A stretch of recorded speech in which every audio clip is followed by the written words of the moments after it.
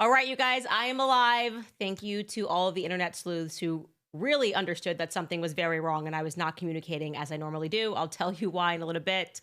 We have some major updates for you in the Baldoni lawsuit. Blake Lively wants to be dropped from it altogether. We'll get into her reasons why, because they are amazing.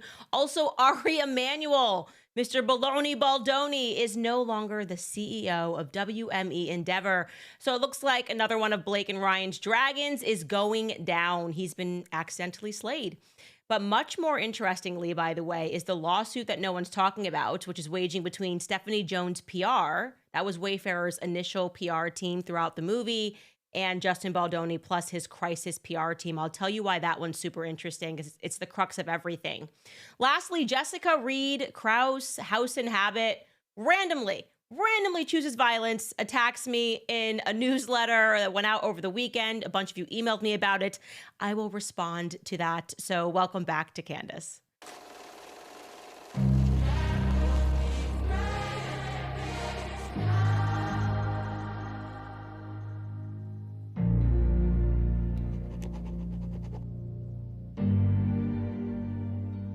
All right, so on Friday, we took the day off from the show because it was a massive day for my family. My husband became a citizen of the United States, you guys. He was sworn in.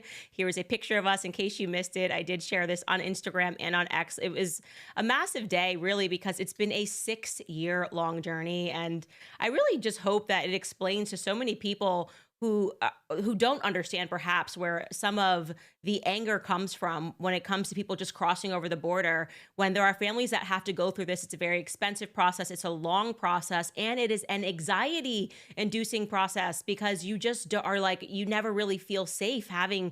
We're on our 4th child here, and he's not a citizen, so he's not afforded the same protections that I'm afforded. And so when you get to that finish line, it is just a day of just glory. You were so happy. It was tremendous.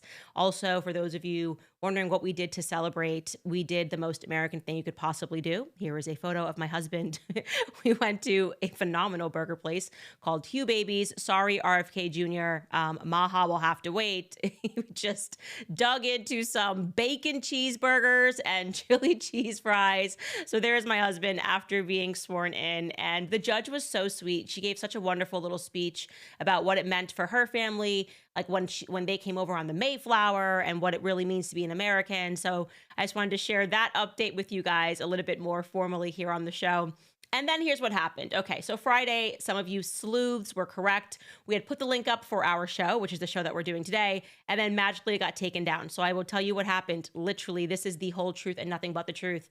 I had not eaten. I went to the fridge and I got a Fage yogurt. I don't even know if I'm saying that right. I don't speak Greek, okay? But I grabbed a Fage yogurt, a strawberry one. I ate it, and within 15 minutes, my stomach blew out to here. It got really hard as if I was going into labor. And I looked at my team and I said, I am going to be sick, and did not come back for 48 hours. I mean, I have never been so sick in my life. I don't know if it was lactose intolerance. I'm a little sensitive. I don't know if it was just a bad yogurt. It certainly was not expired. But I can tell you that I was hoping that my affairs were in order. And that is the reason why I love that you internet sleuths were like, usually when she's not going to do the show, she announces. I couldn't even look at my phone. I was completely delirious. I could not do anything. I certainly did not authorize the email that went out and said, we'll do the book club the next day. No, we cannot do the book club today. I still need sleep and rehabilitation. This is the first day that I have been able to eat anything in the last 48 hours. And I'm sure you guys understand the angst that comes with that when you are 9 months pregnant, as I am, because then I was worried because I'm going, my kid is not able to eat for 48 hours because I can't eat.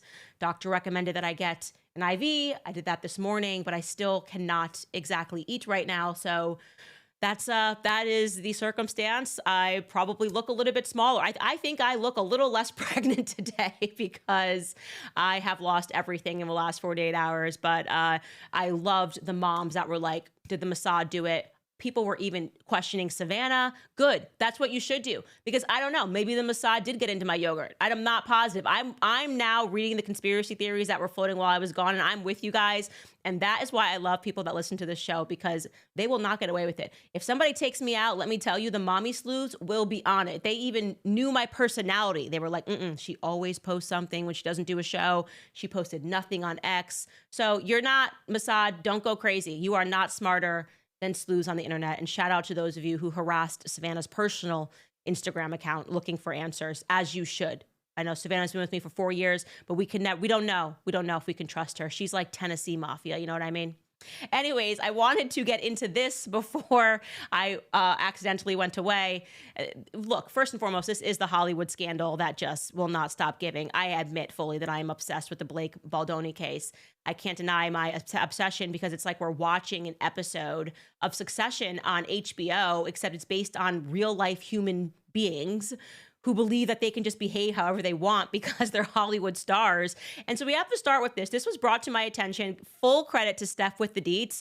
I'm actually kind of mad at her for putting this on my radar, so I'm giving her credit, but also want to say, Steph with the deets, this was a deet that I did not need, okay? This was a deet that I did not need. And so when this came across, I was like, ooh, girl, I wish I did not know this, but she does amazing work, and you should follow her on TikTok if you want these deep dives and all these little tidbits that she's getting on the case.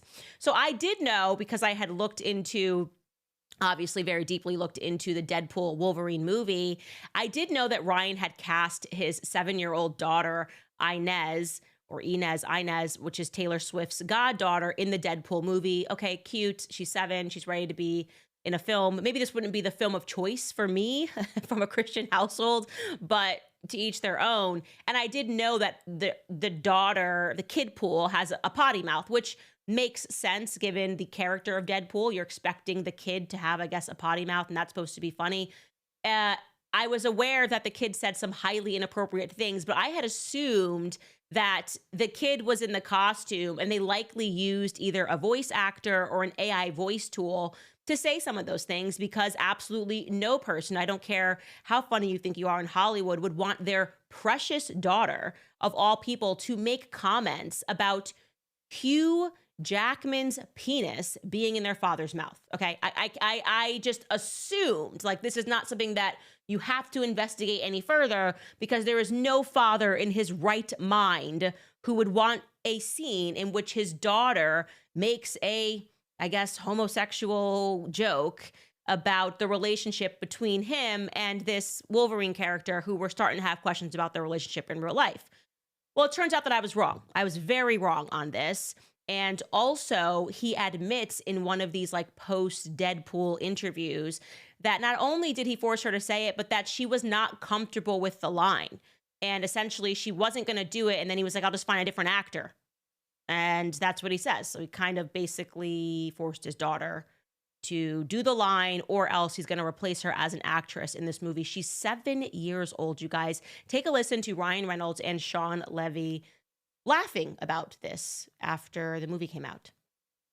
When I want your opinion, I'll take Wolverine's out of your mouth. That's kid. Guiltily, that is my daughter, Inez. I'm so sorry we have to admit that. And I am father of the year over here for allowing her to say such language, which, to her credit, she really didn't want to say. And then came back later and said, I want to say it now, when I started looking at other people to play it. Yeah, but Ryan, to our discredit, we made Nezzy do I'm not you 70 to 500 versions of that line. Yeah, I'm going to pay for that later. Yep, I think right about now is when you're going to pay for it, because that is just unbelievable. He is admitting that she was not, Nezzy, as she is called, was not comfortable doing this line. And Ryan essentially said to her that I'm going to find another actor, which is pointedly ridiculous, by the way. That is literally him just emotionally conditioning her to say, like, if you want it, you're just going to have to do it. Because, as I said, there are AI tools. You could literally take my voice and make me say something. And it's one of the big problems now. It's actually one of these Hollywood concerns, is that now you can literally just use AI tools and create a fake Brad Pitt with the real Brad Pitt voice if you want to. And that's why actors are fighting back against AI as it is. But rather than just using an AI tool for his daughter or using a voice actor for her to say that line that she was uncomfortable saying, he basically says, oh, well, I started looking at different actors and actresses. And then that's when she said, I do want to do it. Wildly manipulative to do to a 7-year-old kid. But what's really stunning about this is think about what he is saying there and the arguments that Blake is making and that he is making in the CRD complaints against Justin Baldoni. Like, it is just stunning to me what they view as harassment, what they view as, forcing someone to do something, an extra gratuitous that wasn't in the initial script, and what they're perfectly fine with. And this, you add this to the fact that he slapped the child extra gratuitously, that all he believes is riffing. Now you're hearing from the director of his film that they made the 7-year-old do this line from 70 to 500 times as a discredit to us. And yeah. And they're turning it into a joke. And they want us to believe that Justin Baldoni is the creep in all of this. This is running parallel to him shouting at Justin Baldoni in a penthouse about his wife being uncomfortable. He's basically looking at his 7-year-old and being like, well, if you're not going to have what it takes to read this line, which happens to be about, Wolverine's penis, then I'll just go find another actor. Total sicko, the exact opposite, in my viewpoint, of a fatherly instinct to protect your child, to protect your child's innocence, motherly instinct to protect your child's innocence. I would never allow this to fly because it's not necessary. Okay, you could have used an AI voice. So I just wanted to point that out. Also, in other news, we know their big defender, Ari Emmanuel, was the WME guy who proudly, and I think really kind of cinched the deal when it comes to proving that Justin Baldoni suffered real life harm, because this guy decided in his bold CEO demeanor to get up on stage and in the Freakonomics podcast, which they never released, they said they had tech issues, but we were able to get the audio, admitted that he fired Justin Baldoni because he could. And he was made fun of him. Baldoni, Baloney, whatever his name is, I'm loyal.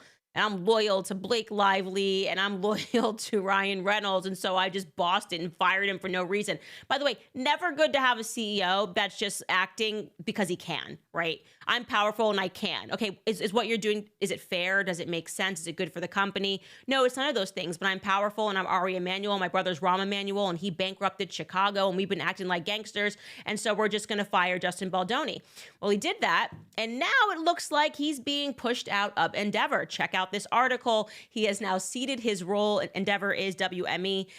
They house the UFC, everything, as the CEO after Silver Lake, which is a massive private equity firm, completed a takeover. And this was a $25 billion takeover of Endeavor in a deal that now shifts power to Silver Lake. And they decided that as a part of this deal, Ari Emmanuel would have to cede operational control at the talent agency that helped to shape modern Hollywood. So they wanted this guy out as a condition of them doing this $25 billion deal. He now will still be chairing, so he will obviously have some capacity of power still, sitting as a chairperson of WME Group, but it's a big thing. It's interesting that they did not want him to be the CEO. Now they are moving a guy named Mark Shapiro into the role of CEO. He's going to see day-to-day operations.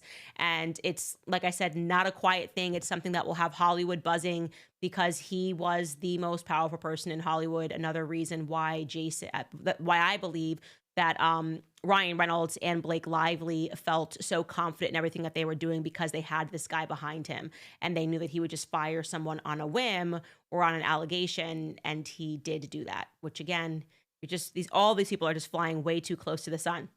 But we have to get into Blake Lively filing to be dismissed from the Justin Baldoni defamation lawsuit. Now, as I said with Ryan's filing, this is to be expected. It is not atypical. The first move you're going to make in any lawsuit is to try to get a judge to see your side and go, this isn't even worth the time of the court. This is all a nonsense. Please dismiss it. So Blake has expectedly filed to be dismissed from the lawsuit against her. Her argument that she is presenting is that the lawsuit in and of itself is illegal, okay, because the matter at hand is pertaining to sexual harassment, which therefore provides her certain protections under the law. And one of those protections, and I want to be clear, she is correct here, is that an employer cannot retaliate. I'm going to explain to you why she is partially correct here. She is partially correct that under a traditional setting, if you are working for a company, like let's say you work for Candace Owens and Candace Owens Incorporated, and you obviously are not going to come to me to file a sexual harassment lawsuit against me. So they have this option for you to be able to go to the civil rights department of your state, which is what she did, the CRD complaint. And you can then file for race discrimination, sexual harassment. And when you do that, the moment that you do that, the law dictates that that company cannot do anything to retaliate against you. So if I find out that you filed this against me, I can't then fire you. It's basically like a freeze. You just can't be fired for that. So she's making that argument, but she's forgetting that there is one key difference here, and it's that she Amber Hearded it. You are not protected to then go outside of the court and to collude with the New York Times to completely destroy the reputation and the character of your boss and your boss's company by giving them text messages and personal emails between PR agents. Like, that is what fundamentally changed the substance of the argument from an employee dispute, which is protected by CRD, protected by civil rights, to a defamation case. Now we are dealing with something entirely different. And I wanted to bring to your attention two main points that she raised in her dismissal filing that I just thought were very funny. So they are disputing that Justin Baldoni's team can prove actual malice, that they can reach that critical actual malice standard, which is hard to reach when you're dealing with A-listers and public figures. They're saying that they can't prove that because even Baldoni's team acknowledges in their initial filed complaint that Blake actually believed what she was saying. So they point to that here. I'll show you this at the bottom of pages 2 to 3. It says, yet another of the FAC's insurmountable deficiencies is its utter failure to allege actual malice. For example, that Ms. Lively subjectively did not believe the sexual harassment allegations she raised. Other than many pages of empty bluster, the FAC not only fails to allege actual malice, it citations, page numbers, okay? I think my thing here for some reason got lost. Among other things, the FAC incorporates by reference a damning text message between Mr. Baldoni and Ms. Nathan, in which both agree that Mr. Lively genuinely believes that she's right and that all of this is unjust. So what they're doing here is they're completely conflating two arguments. They don't think that the judge is going to be able to see through this. Yes, I want to be clear. We all, meaning the entire world, actually believe that Blake Lively did not actually believe that people didn't like her. In other words, when there was all this bad press about her, I believe, and I think most of the world believes, that she genuinely believed that this had to be the work of a smear campaign, okay? That's because she is full of herself, she's narcissistic, and I think she's low IQ. All of that is fine. And like I said, therefore, she probably did suspect that there was some sort of a coordinated campaign. But in retaliation of what she supposed was a campaign, she lied about the sexual harassment. That is my viewpoint, and a viewpoint that I think is shared by many. We don't believe that she actually believed for a single second that she was a victim of sexual harassment. No. I don't believe for a single second she thought that Justin Baldoni was creeping on her or was trying to hit on her. I don't believe any of that part. And that's where we are getting into the defamation. You intentionally presented him as a predator, a sexual predator, and a creep to the public. And that is what rose to the level of defamation. With not the part about you being dumb enough to just think that you're too wonderful and that people really were going to like you talking about florals, and that any person that didn't like it was obviously being advised by his PR team. So they're just trying to conflate there to get out of this lawsuit, and that's not going to work. But their next argument is even more absurd. I found this to be incredible. It's amazing. We should go over this. They're saying that the reason that the lawsuit should be dropped is because Blake Lively technically didn't lie. Okay? Look at page 5 of this lawsuit. This is rich. So they're saying that nothing she said was untrue. It just lacked context, right? They're like, actually, you admit that all the things we said were true. We just didn't give anybody any context. So like, here's one example. At some point in May, they simulated nude scenes that were filmed without an intimacy coordinator present. Okay, we concede that, but they didn't give us the context that she declined to meet with the intimacy coordinator and said she didn't need one. That's very relevant context. Their argument here is that you can't lie by omission. And like, yes, you can lie by omission. They're like, you admit that she came into the trailer, that Justin Baldoni came into the trailer. We didn't lie. He did barge into the trailer. Oh, we just left out the part where she texted him and told him to barge into the trailer. So we're not liars. We just left out the most critical pieces of this. So obviously this lawsuit should be dismissed because we believe in lies by omission. And all we did was omit the full context, which Brian Friedman then provided with an entire web page. But that's no reason not to dismiss us, because we did tell the truth and you admitted that we were actually telling the truth when we were lying by omission. Like number 3, Mr. Baldoni asked Mr. Heath to show Miss Lively a video of Mr. Heath's wife giving birth at home, part of which Mr. Heath subsequently showed her. Okay, yeah, it was kind of important. You left the part out that it was a video of his wife giving birth and instead said that you thought that he was showing you pornography. I mean, these are kind of big details. I don't think the judge is going to look at this and be like, yeah, lies by omission don't count. Like, lies by omission count so much that it's pretty obvious that you smeared and you libeled him and you did it intentionally by showing these partial truths. So we'll keep an eye on this. I'm getting the feeling that nobody's being dismissed from this lawsuit. But like I said, it is a valiant effort for them to try to be dismissed from it. But most critically, I want to tell you guys this. I know I'm going to get into like this house and habit stuff, and I got tons of stuff that I want to get to today. I could actually go on for 3 hours, but I won't do that. Don't forget the Stephanie Jones PR lawsuit that is happening. I think it's actually the most important piece of this entire pie, because don't forget it was her, Stephanie Jones, who purportedly gave Blake and Ryan all of that ammo to try to assassinate the character of Justin Baldoni and take down Wayfarer. That was how they got the emails and the text messages.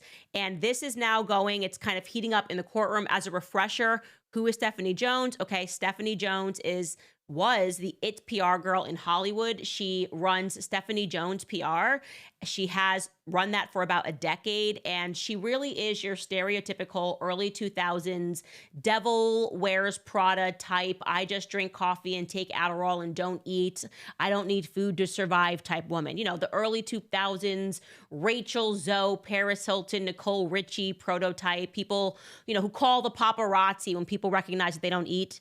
They call the paparazzi and they share a slice of cake to dispel the rumors that they have an eating disorder. That's kind of like the Stephanie Jones prototype, I would say. So it's known in Hollywood, just like you don't cross Ari Emmanuel, you don't cross Steph. You don't cross Steph at all in Hollywood because Steph will ruin you. She will destroy you. So she has, or I should say she had, we'll get to that in a little bit, an A-list clientele book. Her firm repped everyone from Dwayne Johnson to Tom Brady to Jeff Bezos, Lauren Sanchez. I mean, the tippity top, right? And beneath her, just to bring up that chart, because this is very important, was Jennifer Abel. Jennifer Abel was working at Stephanie Jones Work PR, it's Jones Work PR, and they had Justin Baldoni, Wayfarer students, as their client. And they were very happy to have them as a client. Now, to be clear, Stephanie Jones did not work with this account directly because she only handled the big accounts. She's hanging out with Jeff Bezos. She's hanging out with Lauren Sanchez. She would send the smaller accounts down to people like Jennifer Abel. And she sent the Wayfarer account down to Jennifer Abel.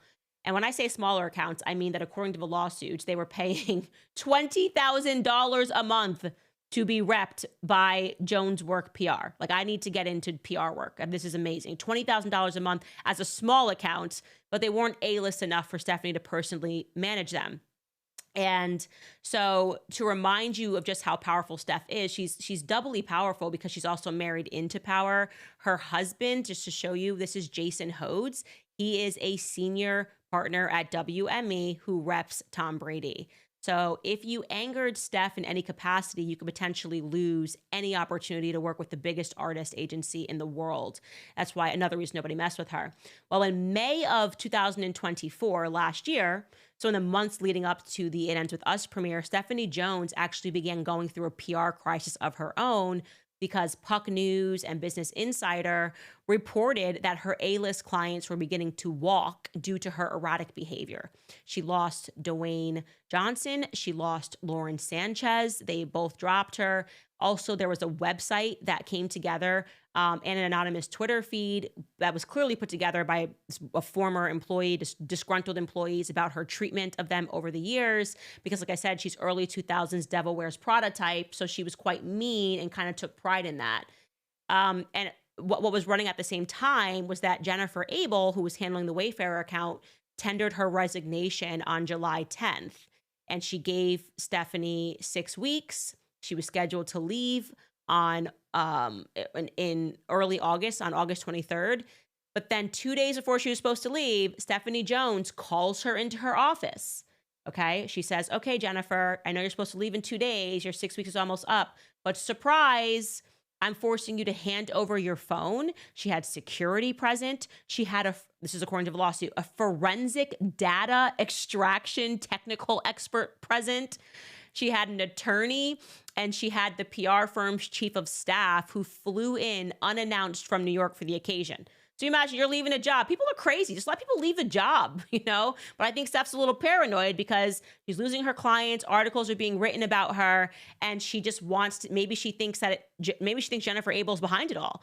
And so she gets all of this stuff, and that is how she then handed it over, I'm guessing, to Leslie Sloan PR, who reps Blake and Ryan. And that is how they received these communications that would eventually be doctored for that New York Times piece. So she's very crucial to this. And it's also being a lot of rumblings is that she's also just recently lost Tom Brady as a client, that it hasn't yet, they're working on an exit strategy. I don't know if it's true, but there are rumblings that Tom Brady's on his way out too. And a lot of this is going to come out via this lawsuit. But I would watch the Stephanie PR one because she might be the linchpin to how all of this went down. Anyways, she believes they secretly conspired to undermine her reputation. And honestly, at the core of all of these lawsuits is just tremendous Hollywood ego.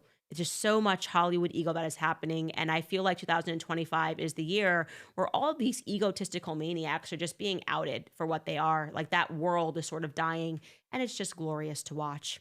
Anyways, you guys, I'm going to talk to you about PreBorn like I always do because I love them. PreBorn is such an important organization to support. If you think about what Andrea Bocelli, Steph Curry, and Justin Bieber and Tim Tebow all have in common, it's that all of their mothers were encouraged to end their pregnancies and chose not to. Because when a woman faces an unplanned pregnancy, often she is pressured by people around her to end the child's life. She wants to make the right choice, but society and those around her tell her the baby is not yet a life, and that's where the ministry of PreBorn steps in. PreBorn and their network of clinics offer compassionate, loving care to mothers and the support that they need to help them choose life, including a free ultrasound, because once a mother hears her child's heartbeat, she is twice as likely to choose life. If you consider yourself pro-life, it's time to join forces with PreBorn. Together, we can empower women to choose life. Empowering the truth of motherhood transforms families and futures. One ultrasound is just $28, and $140 will help you rescue 5 babies. And when you donate monthly, you'll receive the stories and the pictures of the lives that you help to save. It means a lot. Donate, you just dial pound 250 and say the keyword baby. That's pound 250 baby. Or you can donate securely at preborn.com/Candace. That's preborn.com/Candace. Also remind you guys about PureTalk, because if there are 2 things in life that are certain, it would be death and taxes. Well, now there is a third certainty, which is that if you are with Verizon, AT&T, or T-Mobile, you could be saving a fortune every month by simply switching to PureTalk. PureTalk, which is my cell phone company, is cutting the fat from the wireless industry. For just $25 a month, you can get unlimited talk, text, and 5 gigs of data on America's most dependable 5G network. The average family of 4 saves over $1,000 a year when they switch to PureTalk. That's real money back in your pocket. And with PureTalk's U.S. customer service team, you can switch hassle-free in as little as 10 minutes. You can even keep your phone and your phone number right now if you go to puretalk.com/Owens to make the switch. You'll save an additional 50% off your first month. Again, that's puretalk.com/Owens to start saving today. PureTalk, wireless by Americans for Americans. Okay. Let's get into House and Habit because this was just weird. The whole thing was weird. And I'm just going to tell you guys everything because I just, like I said, we are just in the era of truth. That's what I would say. We're in the era of truth. And I have just feel like people knowing more is better than people knowing less in the public. And I can do that also now because I work for myself and my husband and I don't have to run these things through anyone. But so I don't know if you follow, House and Habit has been a Substack, a mom blogger, so to speak. People really love her. I've liked her stuff. I followed House and Habit. Her real name is Jessica Reed Krause.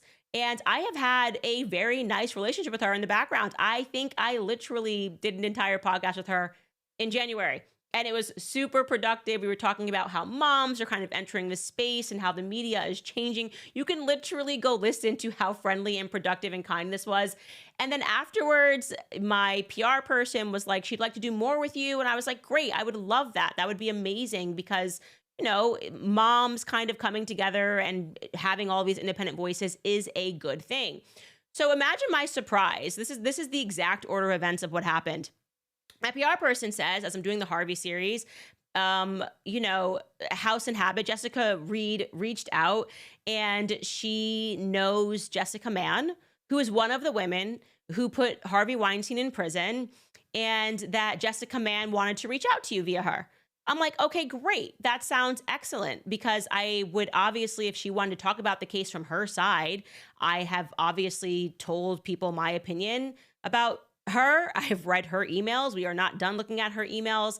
I believe that Harvey Weinstein was wrongly convicted of rape, and he was convicted of rape for 3 years by this person, okay? By Jessica Mann. So obviously I'm like, great, definitely go out. Like, she's in LA, go see her. He gets there, and quite to his surprise, House and Habit tells him that somebody beneath her on her Substack is working on a hit piece on me. I'm like, what? Not even just me, my husband, which is even crazier because what does my husband do other than involve himself like entirely with the Catholic Church? And the angle that they're taking, that her editor or writer is taking, is like trying to like pretend there's something more between my husband and Andrew Tate, which just happens to be the narrative that everyone has been taking over the last week in attacks against me, Tucker, and Andrew Tate. Everyone's been doing it at the same time. It is so clearly not organic to me. But I just said to him what I always say, let her run it because it's a lie and lies just never land. And in the end, they do nothing but destroy your own reputation. And my husband maybe hung out with Andrew Tate 5 times before he and I met. I have seen Andrew Tate 4 times in my life. I think 1, 2, 3 of them you have all seen because they've been on camera. And 1 time I could say off camera.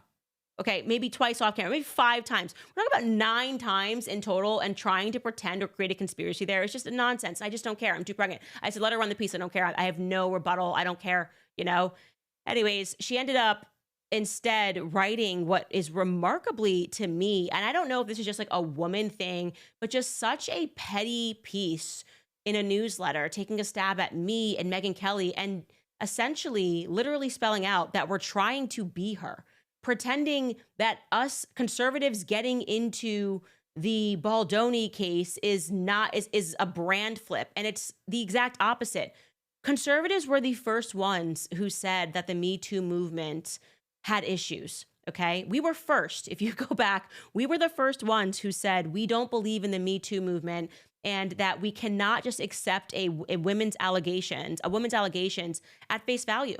And for that reason, I have defended men over and over again and insisted that people actually read through the court transcripts and not just believe in the hype of what some woman is saying. And then the Amber Heard case happened. And I think a lot of people who would have hashtagged Me Too kind of came to their senses and realized, wait a minute, we can't just rely on emotions. We have to rely on the facts. I have been investigating things the BLM thing was a deep investigation where I was getting into the records of Patrisse Cullors and the founders and saying, where is this money going? I did the Making a Murderer, a series, convicting a murderer, to show that Netflix wrongly made people believe that Stephen Avery was innocent when he was not innocent.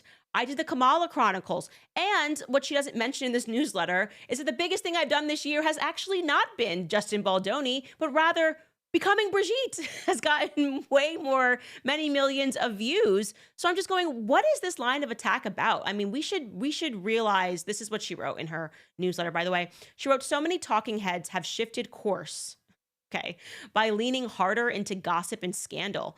And other outlets notoriously defined by it are now mirroring my signature stylistic preferences outright. Years ago, I started pairing lowbrow clips about culture with Mozart's symphonies. Back then, it was a unique concoction that humored me. Now that pairing is used everywhere, most frequently by the Daily Mail to hook scrolling interests. Like, it's a newsletter to say that everybody is copying me. I can guarantee you, I did not know anything about your style, the things that you covered, what you were writing about. I don't understand why this random attack came on me and Megyn Kelly. It just reads like women unable to play in a sandbox with one another. And that is just, I am so tired of that. I am 35 years old. I have my 4th child on the way. I promise you, my interest in this is because I have been interested in every Me Too case since it has come out. I covered the Amber Heard case extensively. If you didn't watch that, that's fine. I was with the Daily Wire. Maybe they didn't, promote it enough. Who knows? But to pretend that conservatives just got into Me Too court cases is just pointedly ridiculous. Or to pretend that we got interested in it because we wanted to copy you, that reads like a massive insecurity. And I think it's just embarrassing, truly, because there was no reason to do it. It's just like a perfect act of violence. And I wanted to show this when weighed against how men who have been watching my series have just been sort of celebrating it and being like, these different series are very interesting and super compelling, and here's why. So this is Joe Rogan speaking about 2 series that I'm working on right now, the biggest podcaster in the world. And no, he's not about to say, she's copying my style. Take a listen. The JFK stuff kind of just confirmed what kind of they label conspiracy theorists. Like, yeah, we've said it was CIA, Mossad. It's going to take a while for the nerds to really go through it and figure Candace it out. Owens been through it, I bet. Has she been through it? I would Well, assume. she's too busy with the Macron thing. I watched 2 hours of that today. Me too. Have you seen her? Macron's a man. It's a fact. Yeah, Bridget Macron's a man. She got you. Yeah, she got me. Candace got me. She got me hook, line, sinker. Dude, I was eating breakfast today. Yeah, I do the same shit. I was eating elk steaks, watching Candace Owens on my YouTube. I love her. Did you I was see? like, this is crazy. This is crazy. Have you dived into her Harvey Weinstein? I watched the first episode of that. Bro. Crazy. It's crazy. So I can't believe I'm on Harvey Weinstein's side. Right? Crazy. Like, I thought he was, like, guilty of, like, heinous crimes. And then you listen to it and you're like, wait, what? What is going on? When they go through the actual affidavit, like what the girls accuse him for, you're like, what? So the emails back and forth with the girl. Yeah, she was talking about his testicles. He doesn't have them. And I would also now like to make you guys aware, because this is something that she's not sharing, because people then emailed me and told me that she's intentionally trying to get people not to watch the Harvey series. She has a relationship with Jessica Mann. And so it's very disingenuous to speak about that case and to say, oh, I couldn't be interested in this again. I covered it extensively.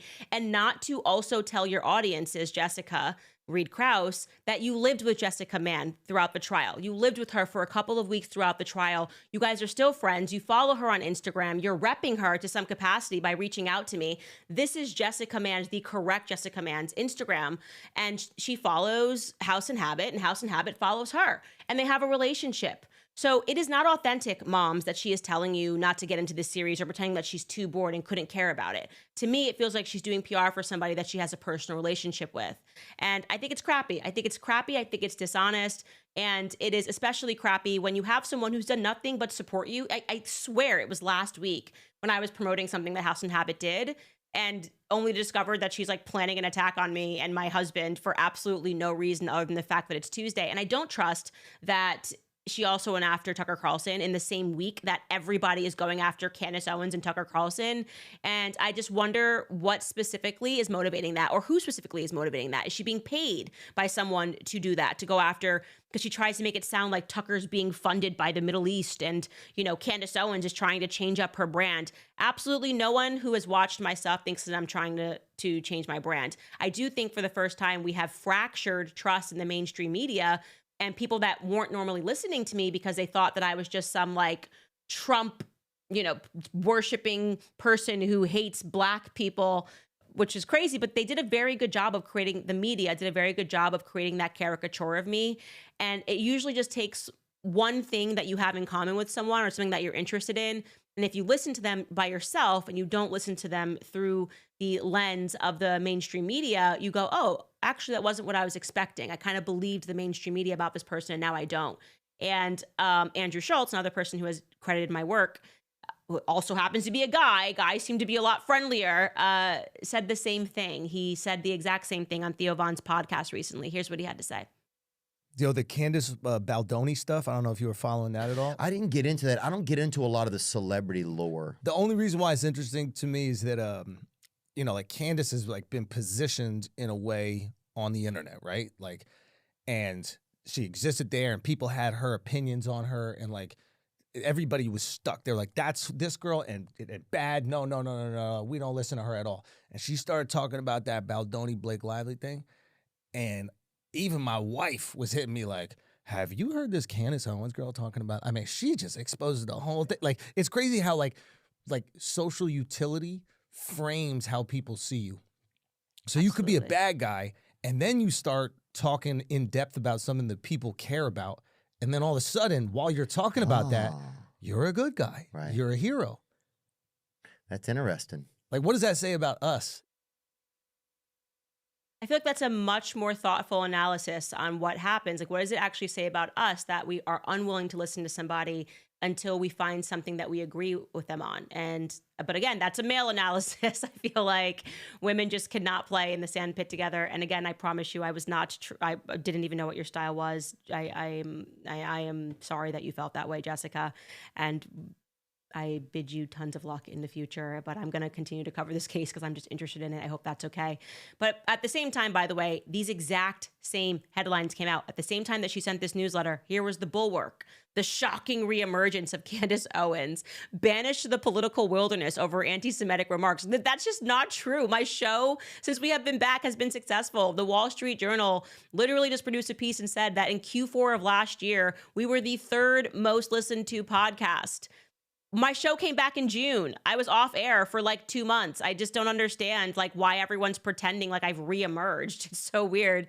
And similarly, MSNBC also attacked me and Megyn Kelly, how right-wing influencers are exploiting the Justin Baldoni-Blake Lively feud, again, ignoring the fact that my biggest audience is watching the Brigitte Macron series right now. So, and the Kamala Chronicles, which they all just tried to ignore.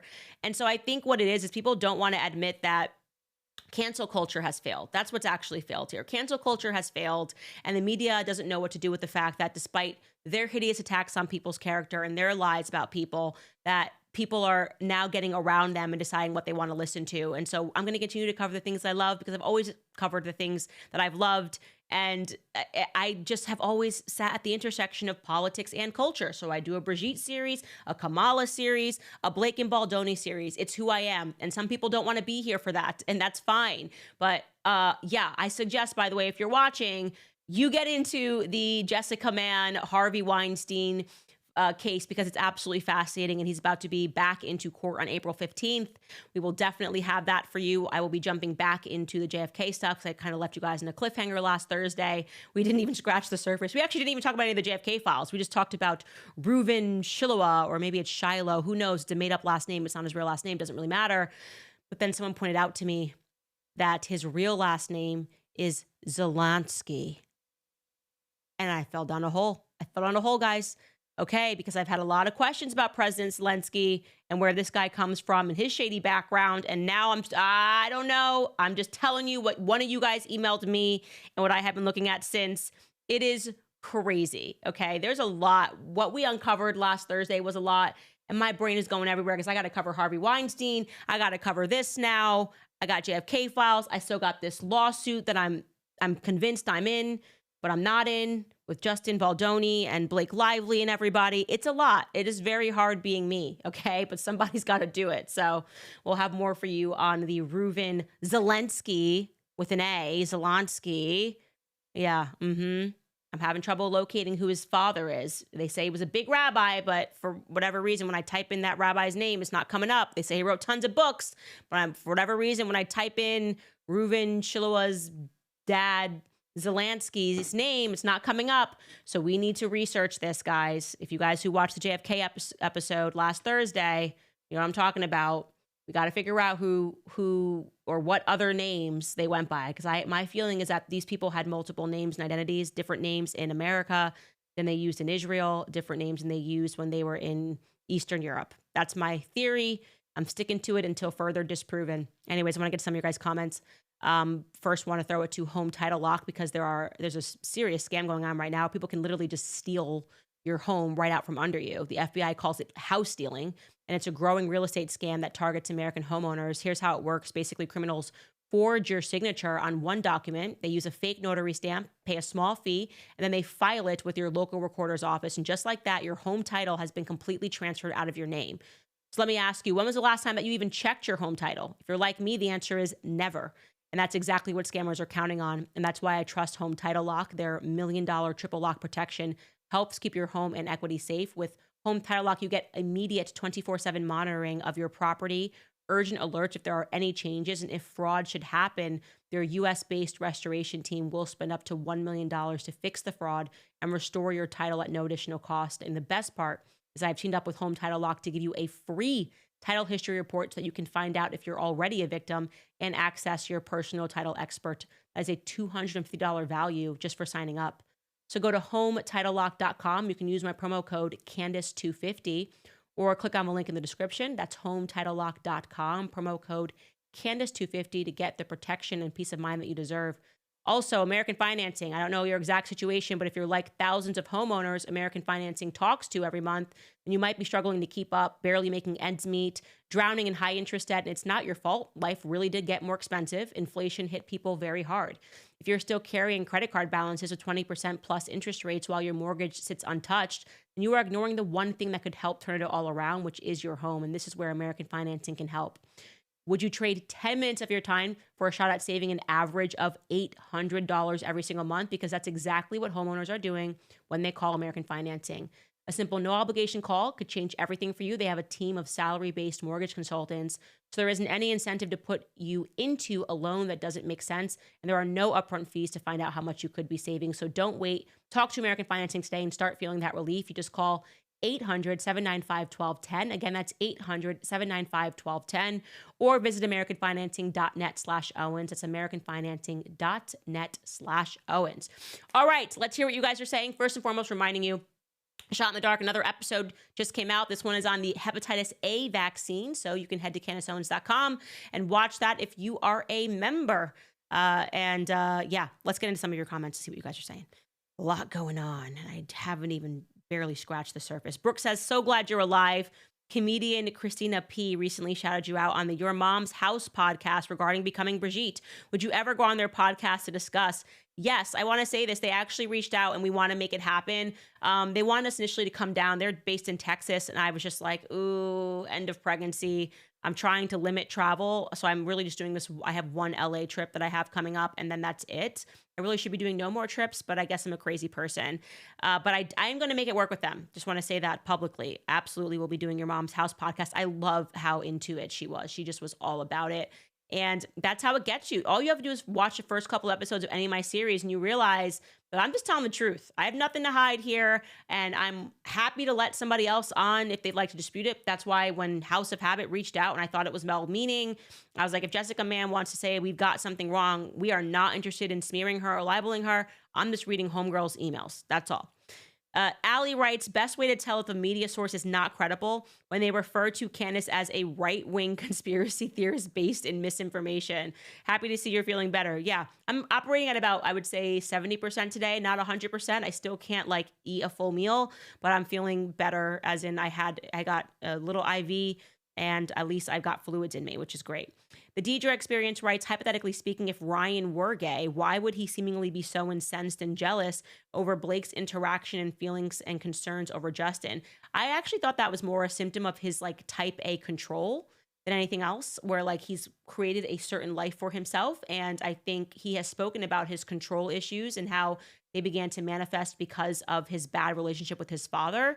And I think he has daddy issues, like all around. Even he probably has a weird daddy vibe relationship with Hugh Jackman. Didn't do Hefman. See, I'm learning, you guys. I slow it down now when I say Hugh, but I think he probably likes that Hugh is older and feels like he, I don't know, gets some sort of, I don't know how to say it, like advice from him. Like he's like a mentorship from him that he is lacking because he never solved his issues with his father. I'm not a psychoanalyst, don't want to be one, but that's just me guessing and riffing here. ASMR Random says, first, I want to start off by saying I love you and Christ is King. Did you hear about the bio women only gym being open in London? The trans community is planning to destroy and riot once it opens. I did not hear about that, and I will have to look into that. That's crazy that women are not allowed to have spaces anymore. I think it is totally fine for there to be an all-male space and totally fine for there to be an all-women space, and totally fine if a trans person wants to decide that there's going to be a space that's just for them. I think that should be totally fine. I have an issue that it's always about destroying women's spaces. It doesn't make any sense to me. Moki writes, when I was younger, everything pointed toward me being conservative, but once I left my church and went to college, I was brainwashed. I used to hate you without even watching you. Now you're my fave content creator. Praise God.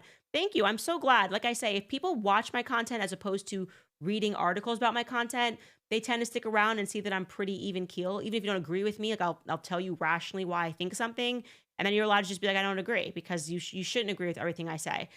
But yeah, the media is problematic for sure. They turn everybody into like the devil, basically. They're like, she's Satan, she's terrible. And obviously they are extremely hyperbolic. And what they're really fighting for is control for themselves. And they're losing it. I think liars are losing big time this year. Chelsea Dominguez writes, I found the witness tree and ordered it. It was very expensive and there were only 4 copies on the website. Just received an email that they can't send it to me now. And the other books disappeared. Oh, wow. Wow. I am not shocked at all. Oof, we got to talk. I wish I had read that comment on tomorrow's show. Somebody sent me a PDF of it, and I have not started reading it because I have been dying the last 2 days, but I intend to start reading it tonight. So I'm going to dive into it. Why is the CIA all over this book, The Witness Tree? What am I going to learn? Gosh, Leah writes, Candace, your show is still top 10 on Spotify despite no show for 6 days. Woo! That's amazing. That means people are watching the old stuff. And yeah, I'm very grateful for you guys constantly downloading the podcast and listening to it and supporting the show and supporting us even when we're sick. And I know that we are kind of marching towards the plank here with maternity leave, and I'm going to miss you guys, but we will be back stronger than ever. We're already thinking about other series to do, maybe even doing a Becoming Brigitte Part 2, because it's just been so viral globally.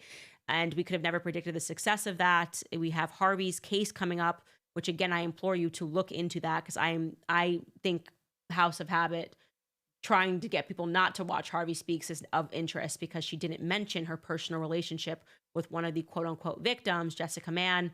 Anyways, you guys, I am going to get some rest. For the book club people, I wanted to tell you, oh wait, by the way, we have new merch. Look how great our anti-feminist hats are. This is just, come on. This is great. It's fantastic. If you're listening to this in audio, I just put on an anti-feminist cap. It's white, it is pristine, it looks amazing, and you can get it at CandaceOwens.com or ClubCandace.com. ClubCandace.com, right? Yeah, I don't know, both probably all leads to the same place. And yeah, this is also happening. Somebody said, please do Brigitte too in the comments. Yeah, I think I didn't even like tap the surface of the Brigitte story. What could I have possibly shared that just totally made Joe Rogan realize by episode 2 that she was a dude? I mean, yeah, because everything you were told was a lie, and it's crazy how much the media can cover while attacking the people that are trying to tell the truth. All of it is just an absolute madness. Oh, I love this. Julie says she needs the hat. Yeah, Julie, you definitely need the hat, and I need rest. So whichever person was cracking the whip and sent you guys an email, I obviously had nothing to do with the email that got sent out yesterday saying that we would do the book club today. I cannot. I just need to recoup still and get a little bit of sleep. So I asked him to bump it to next week. I think the person was my husband. I think my husband said, oh, she'll be back tomorrow. And no, I love you, sweetheart, but I got to bump it to next week. I just a little bit of relaxation and sleep. And so I'm back to 100%. But thank you guys who are concerned. The real internet sleuths. Like, if anything happens, You're like, you don't know, but you know. And that's all that matters. We'll see you guys tomorrow.